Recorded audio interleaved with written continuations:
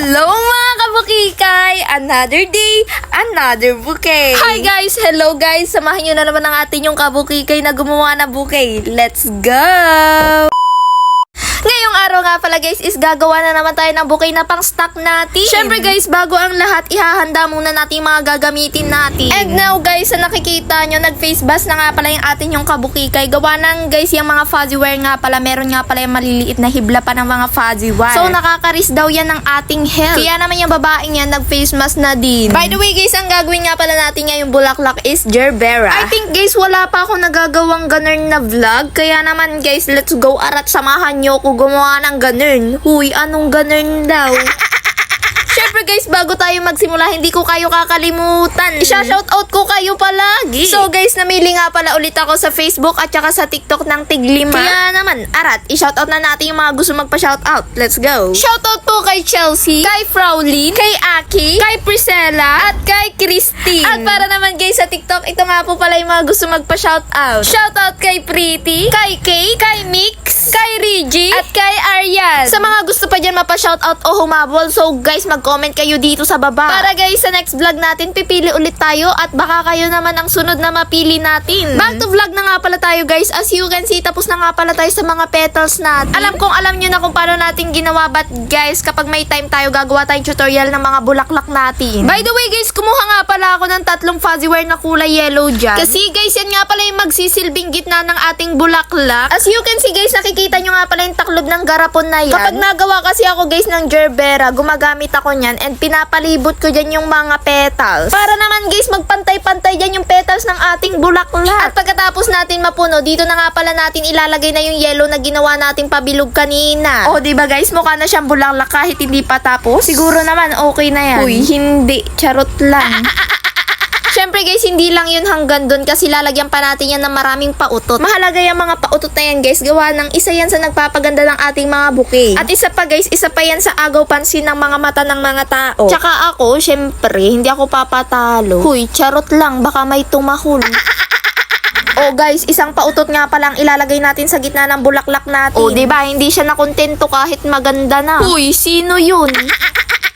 Bago nga pala natin guys lagyan ng stick, syempre lalagyan muna natin yan ng dahon sa likod. And pagkatapos nun guys, tapos na ang ating gerbera. Ito na nga guys yung itsura nilang tatlo nang matapos na natin. Di ba? Apakaganda. Syempre guys, hindi pa yan nagtatapos. Gagawin pa natin silang bouquet. Tsaka guys, i-assemble na din natin sila. Meron nga pala ako ditong mga pautot na mga kurikong na pan-design natin para naman hindi lang gerbera ang nakalagay dito sa bouquet natin. Meron ding pautot. Yung mga pautot nga pala na yun is mga dahon-dahon, tapos mga mini daisy. So guys, napakahalaga ng mga yan. Gawa ng guys, isa talaga yun sa nagpapaganda rin ng ating bouquet. Basta guys, may konting pautot ka lang dyan, buhay na ang iyong bouquet. O diba guys, kahit 3 bulaklak lang yan, basta maraming pautot, napakaganda niya. Kaya naman, sino ba namang hindi mapapabili sa ganyang bouquet? By the way guys, baka nga pala may mga gusto kayo dyang arrangement or ipa-arrange sa akin. Anong gusto nyo mga bulaklak na i-arrange naman natin? So baka meron kayong gusto dyan, tara let's go, gagawin natin siya. Tsaka guys, baka meron kayo mga katanungan dyan, so huwag kayong mahiyang mag-comment dito or mag-message sa akin. Ang next naman natin guys, dahil tapos na tayo sa pag-arrangement, dito naman tayo sa pag-wrap guys. By the way guys, para sa simula nga pala natin, naglagay muna ako dyan ng honeycomb. Isa nga pala to sa nagpapaganda din at pang-design sa ating mga bouquet guys. Sige, tawagin na rin nating pautot. Next naman natin is dito nga pala is nagugupit na nga pala ako ng pangtaklob natin sa mga chismis. So yung isang tissue paper natin, hinati natin siya sa 6. And pag nahati na natin guys, dito na tayo magtutupi-tupi and then pangtataklob na natin siya sa mga chismosa. Ay, hindi. Huy, walang chismosa dyan.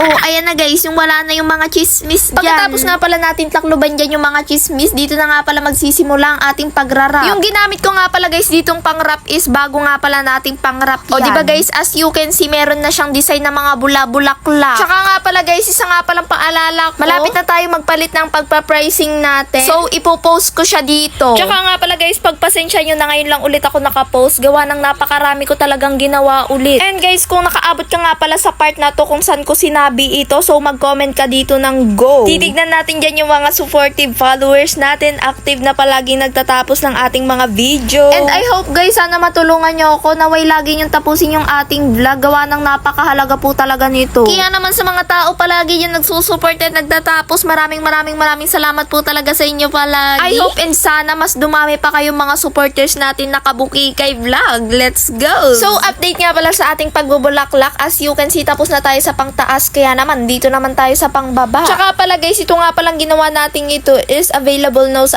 ating store. Kaya naman sa mga nagtatanong or gusto nito, so mag-PM lang po kayo sa akin. Location nga pala ng aming store, dito lang po yan sa Makatok, Victoria Oriental, Mindoro. Dito lang po yan sa may tapat ng school. For the update na nga pala tayo sa pagbubulaklak, as you can see, tapos na nga pala tayo dyan. And dito na nga pala tayo sa last part na ginagawa natin palagi. Oh, alam nyo na yung favorite ko, yung pagre-ribbon, kasi last part na to. Uy, hindi. O, diba guys, pakak na pakak. Ang ganda niya na. Hindi pa natin napapakita ng buo, pero ang ganda niya na.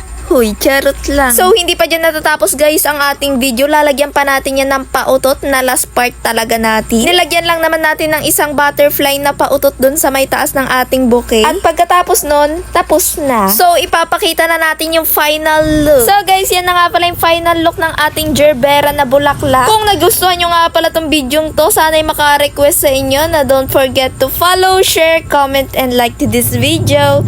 Bye-bye!